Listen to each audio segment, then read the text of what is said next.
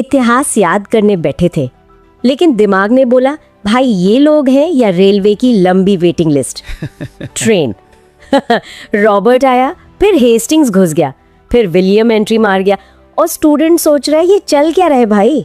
D. लेकिन आज history को पढ़ेंगे नहीं, इतिहास की पूरी फैमिली मीटिंग करवाएंगे। एक ऐसी मास्टर ट्रिक बताऊंगी जिससे गवर्नर से लेकर आजाद भारत तक की पूरी कहानी आपके दिमाग में ऐसे सेट होगी जैसे फेवरेट रील का डायलॉग। वार्निंग, ये वीडियो देखने के बाद हिस्ट्री भूलना इलीगल लगने लगेगा। और ये चेतावनी बिल्कुल सही है, क्योंकि इतिहास के पन्नों को हम अक्सर सिर्फ तारीखों और नामों का एक उबाऊ गट्ठर मान लेते हैं, एक ऐसी लिस्ट जिसे एग्जाम पास करने के लिए बस रखना पड़ता है। लेकिन अगर हम उन पन्नों के पीछे की असली राजनीति, अर्थशास्त्र और सत्ता के उस भयंकर खेल को समझ लेना, तो यही इतिहास किसी बेहतरीन पॉलिटिकल थ्रिलर से कम नहीं लगता। आज की इस विस्तृत चर्चा में हम ठीक यही करने वाले हैं। बिल्कुल। और चलिए इसे थोड़ा खोलकर समझते हैं। हमारी आज की इस क्लास में जितने भी स्टूडेंट्स जुड़े हैं, मैं चाहती हूँ कि आप सब अपने दिमाग में एक तस्वीर बनाएं। कल्पना कीजिए कि आपके सामने एक पुरानी विंटेज सी मेज रखी है और उस मेज पर 3 पीतल की भारी नेम प्लेट रखी हुई हैं। हाँ, वो पुरानी भारी नेम प्लेट्स जो अक्सर बड़े सरकारी दफ्तरों के बाहर दिखती हैं। एकदम वैसी ही। जो पहली नेम प्लेट है उस पर थोड़े पुराने अक्षरों में लिखा है बंगाल का गवर्नर और उसके ठीक नीचे साल गुदा हुआ है 1757। प्लासी के युद्ध के ठीक बाद का समय। हाँ, और फिर दूसरी नेम प्लेट की तरफ देखते हैं। ये पहली वाली से थोड़ी और बड़ी है। इस पर चमकते हुए अक्षरों में लिखा है भारत का गवर्नर जनरल और साल है 1833। मतलब सत्ता का दायरा अब सिर्फ एक सूबे तक सीमित नहीं रहा, पूरे उपमहाद्वीप तक पहुंच गया। और फिर आती है तीसरी, सबसे भव्य और सबसे भारी नेम प्लेट, जिस पर बाकायदा ब्रिटिश महारानी का मुकुट यानी क्राउन बना हुआ है और इस पर लिखा है वायसराय, साल 1858। तो सवाल ये है, क्या ये सिर्फ अलग अलग नाम या प्रमोशन वाले पद थे या इसके पीछे कोई बहुत बड़ा सत्ता का डिजाइन काम कर रहा था? अगर हम इसे बड़ी तस्वीर से जोड़कर देखें तो ये तीनों नेम प्लेट सिर्फ धातु के टुकड़े या पदनाम बिल्कुल नहीं है।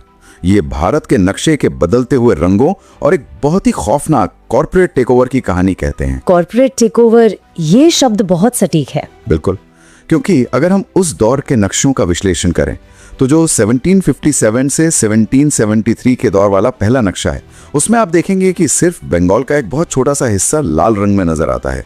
ये वो दौर था जब ब्रिटिश ईस्ट इंडिया कंपनी ने, जो मूल रूप से सिर्फ मसाले और कपड़े का व्यापार करने आई थी, उसने व्यापार के साथ साथ दीवानी अधिकार हासिल कर लिए थे। मतलब सीधे तौर पर जनता से टैक्स वसूलने का अधिकार। हाँ, और फिर जो दूसरा नक्शा हम देखते हैं 1833 से 1858 वाला, वो तो हैरान करने वाला है। इस नक्शे में भारत का एक बहुत बड़ा हिस्सा उस लाल रंग में कवर हो चुका है। एक व्यापारिक कंपनी अब पूरी तरह से एक प्रशासनिक मशीन, एक सरकार बन चुकी थी। और फिर आखिर में वो तीसरा नक्शा 1858 के बाद का, जहां वो कॉर्पोरेट कंपनी अचानक से गायब हो जाती है। एकदम सही कहा। कंपनी को पूरी तरह से हटाकर सीधे ब्रिटिश महारानी का मुकुट भारत के ऊपर चमकने लगता है। और यह बदलाव रातों रात नहीं हुआ था। 1857 की उस महान क्रांति ने सत्ता को ईस्ट इंडिया कंपनी के कांपते हाथों से छीनकर सीधे ब्रिटिश संसद को सौंपने पर मजबूर कर दिया था। तो ये है रॉबर्ट क्लाइव, मतलब कहानी का पहला कैरेक्टर। इन्हीं से ब्रिटिश सीरीज का सीजन 1 शुरू हुआ था, जो कि उस पहले नक्शे और पहली नेम प्लेट से जुड़ता है। और क्लाइव का वो सीजन 1 भारत के लिए, खासकर बंगाल के लिए, किसी बुरे सपने से कम नहीं था। बिल्कुल। और इसी सीरीज के सभी मेन कैरेक्टर्स को दिमाग में सेट करने के लिए हम एक बहुत ही पुरानी रहस्यमयी चाबी का इस्तेमाल करेंगे। क्या? इमेजिन करो, एक एंटीक चाबी है जिस पर एक लाइन खुदी हुई है, रॉबर्ट है विलियम की मौसी। ये सुनने में बहुत ही मजेदार और अजीब लाइन है, लेकिन सत्ता के हस्तांतरण का पूरा ब्लूप्रिंट इसी एक लाइन में छिपा है ना? चलिए इसे डिकोड करते हैं कदम दर कदम। सबसे पहला शब्द है रॉबर्ट। रॉबर्ट से बने रॉबर्ट क्लाइव, जो थे बंगाल के पहले गवर्नर। वो पहला आदमी जिसने ब्रिटिश सत्ता का बीज बोया। हाँ। फिर आता है से वॉरेन हेस्टिंग्स। ये बने बंगाल के पहले गवर्नर जनरल। मतलब प्रमोशन हो गया गवर्नर से गवर्नर जनरल। एकदम सही। फिर शब्द आता है विलियम। विलियम से बने लॉर्ड विलियम बेंटिक, जो प्रमोट होकर बने पूरे भारत के पहले गवर्नर जनरल। सत्ता बंगाल से निकलकर अब पूरे भारत पर काबिज हो गई। फिर आता है की से लॉर्ड कैनिंग, जो बने भारत के पहले वाइसरॉय। 1857 की क्रांति के ठीक बाद वाले शासक। आजाद भारत के पहले गवर्नर जनरल। और आखिर में सी से सी राजगोपालाचारी, जो स्वतंत्र भारत के पहले और आखिरी भारतीय गवर्नर जनरल थे। तो ये पूरी क्रोनोलॉजी एक ही लाइन में सिमट गई। देख रहे हो, फैमिली चेन बन रही है। इसलिए ट्रिक का नाम है रॉबर्ट है विलियम की मौसी। नाम मत याद करो, फ्लो याद करो। हिस्ट्री में टॉपर वही बनता है जो कहानी समझता है, रटना नहीं करता। और ये फ्लो समझना इसलिए भी जरूरी है क्योंकि ये सिर्फ नामों की लिस्ट नहीं है। ये फ्लो हमें बताता है कि कैसे हर एक शासक और हर एक नए पदनाम के साथ इतिहास के अलग अलग कालखंड आपस में जुड़ते हैं। कंपनी का लालच कैसे साम्राज्यवाद में बदलता है, ये इस क्रम से साफ हो जाता है। तो चलिए अब हम इतिहास के 7 सबसे महत्वपूर्ण चेहरों की डिकोडिंग करते हैं। स्टूडेंट्स, इमेजिन करो कि आपके सामने दीवार पर 7 सुनहरे फ्रेम वाली तस्वीरें टंगी हैं। हम एक एक करके हर तस्वीर का पर्दा हटाएंगे। तो पहली तस्वीर है वॉरेन हेस्टिंग्स की। टाइमलाइन है 1773 से 1785 और इसकी मास्टर ट्रिक है हस्ते में फिक्स किया।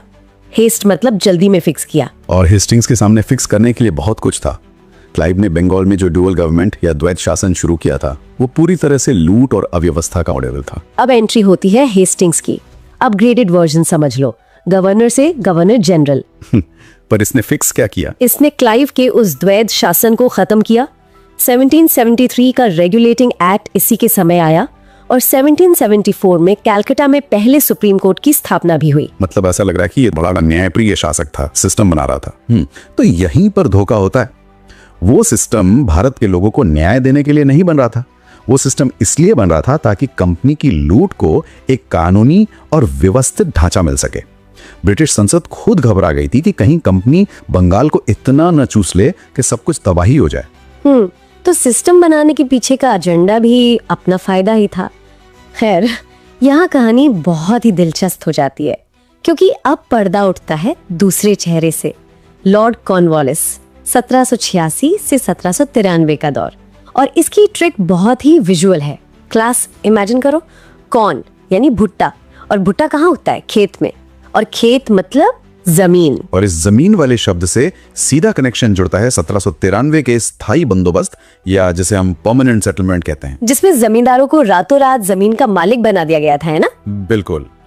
कॉर्नवालिस के समय कंपनी लगातार युद्ध लड़ रही थी, मराठों से, मैसूर में टीपू सुल्तान से, और युद्ध के लिए चाहिए पैसा। तो कॉर्नवालिस ने एक फिक्स इनकम के लिए जमींदारों को जमीन का मालिक बना दिया, इस शर्त पर कि वे कंपनी को एक तय रकम चुकाएंगे। पर इससे तो बेचारे किसानों का सब कुछ लुट गया। वो तो अपनी ही जमीन पर सिर्फ एक किराएदार, एक मजदूर बनकर रह गए। हाँ, और अगर अकाल भी पड़ जाए तब भी जमींदार को कंपनी को पैसा देना ही था, इसलिए किसानों का भयंकर शोषण हुआ। इसके अलावा कॉर्नवालिस को भारत के पुलिस व्यवस्था और सिविल सर्विसेज का जनक भी माना जाता है। वो सिविल सर्विसेज जिसमें किसी भी भारतीय को उच्च पद पर बैठने की इजाजत नहीं थी। एकदम सही। उसका मकसद कोई लॉ एंड ऑर्डर मेंटेन करना नहीं था, बल्कि अपनी उस नई टैक्स व्यवस्था और प्रॉपर्टी को बचाए रखना था। तो सुधार के नाम पर कंट्रोल। अब आते हैं तीसरी तस्वीर पर, लॉर्ड विलियम बेंटिक।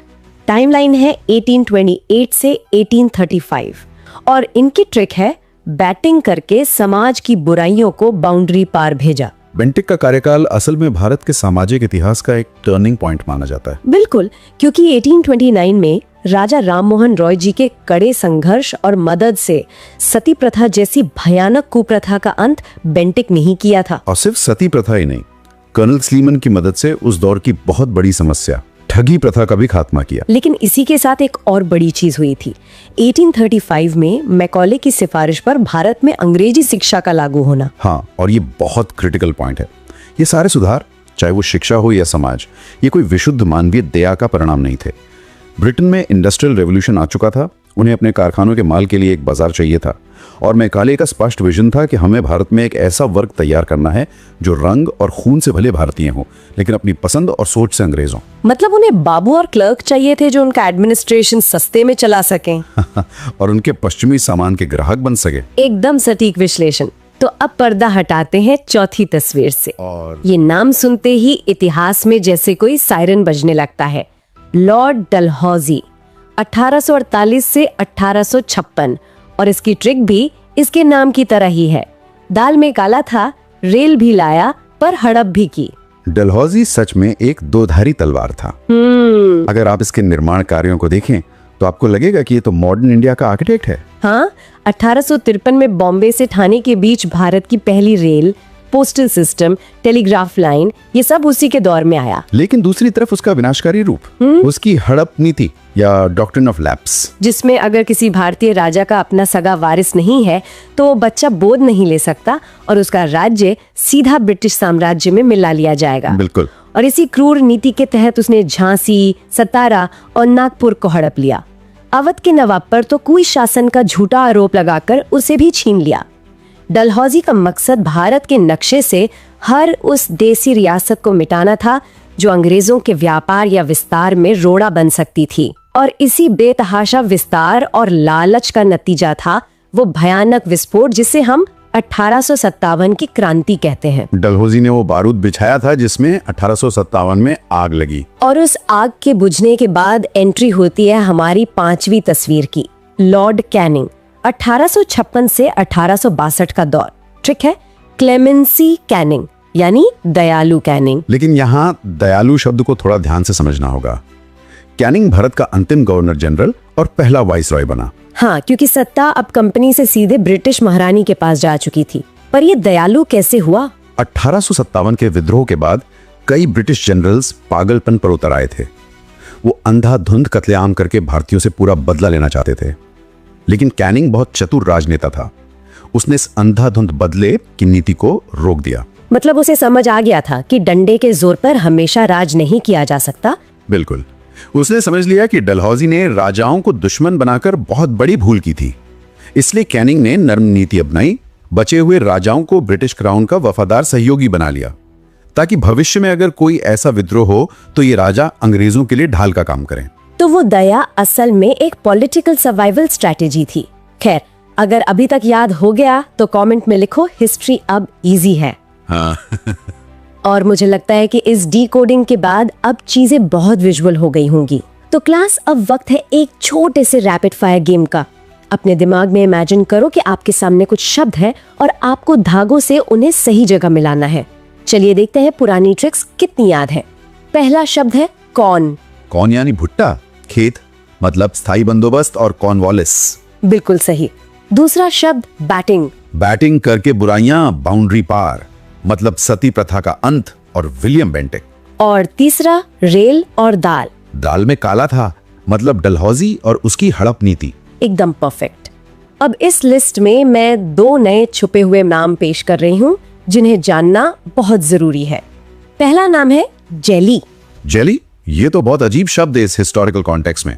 जेली मतलब लॉर्ड वेलेस्ली।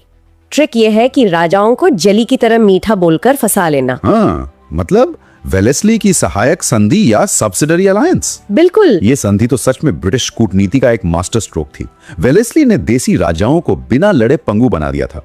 उसने राजाओं से कहा कि हम आपकी सुरक्षा करेंगे, लेकिन आपको हमारी ब्रिटिश सेना का खर्च उठाना होगा और अपने दरबार में हमारा एक रेजिडेंट बिठाना होगा। मतलब राजा अपने ही खर्चे पर अपनी आजादी अंग्रेजों को बेच रहे थे। और अब आखिरी छुपा हुआ नाम, कर्जा और टूटना। कर्जा मतलब लॉर्ड कर्जन और टूटना मतलब 1905 का बंगाल विभाजन। एकदम सही। कर्जन ने बंगाल को प्रशासनिक सुविधा का बहाना देकर 2 हिस्सों में तोड़ दिया, जबकि असलियत ये थी कि बंगाल उस वक्त भारतीय आजादी की लड़ाई का नर्व सेंटर बन चुका था। कर्जन हिंदू और मुसलमानों के बीच एक गहरी राजनीतिक खाई पैदा करना चाहता था और यही फूट डालो और राज करो की नीति थी। अगर ऐसे पढ़ाई समझ आ रही है तो लाइक नहीं, रिस्पेक्ट बटन दबाओ। लेकिन इन सब ट्रिक्स और कहानियों के बीच ये एक बहुत ही महत्वपूर्ण सवाल खड़ा करता है।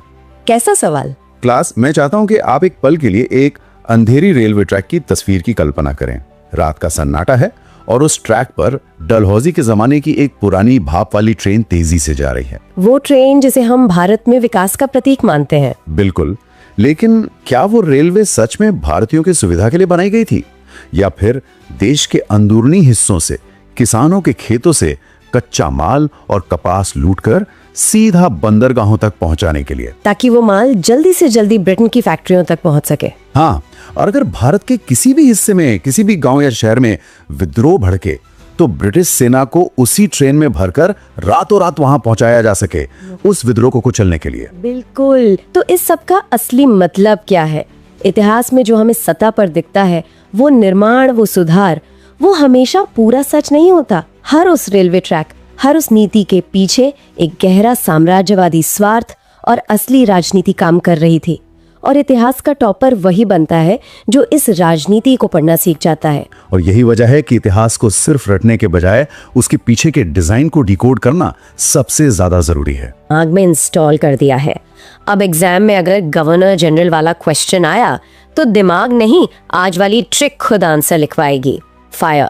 इस पूरी क्लास की पीडीएफ आपको हमारे टेलीग्राम चैनल पर मिल जाएगी। दोस्तों, लिंक डिस्क्रिप्शन में दिया हुआ है, जाकर तुरंत डाउनलोड कर लो, क्योंकि लास्ट टाइम की तरह बाद में देखेंगे बोलकर भूल मत जाना। और हाँ, अगली क्लास किस टॉपिक पर चाहिए, लेकिन कंडीशन है, नीचे टॉपिक का नाम कमेंट में अपने शब्दों में लिखना है, ताकि अगली बार भी हम उसी टॉपिक को ट्रिक के साथ इजी बना दें, स्टाइलिश। मिलते हैं अगली स्मार्ट क्लास में, तब तक पढ़ाई स्मार्ट करो, हार्ड नहीं। फायर।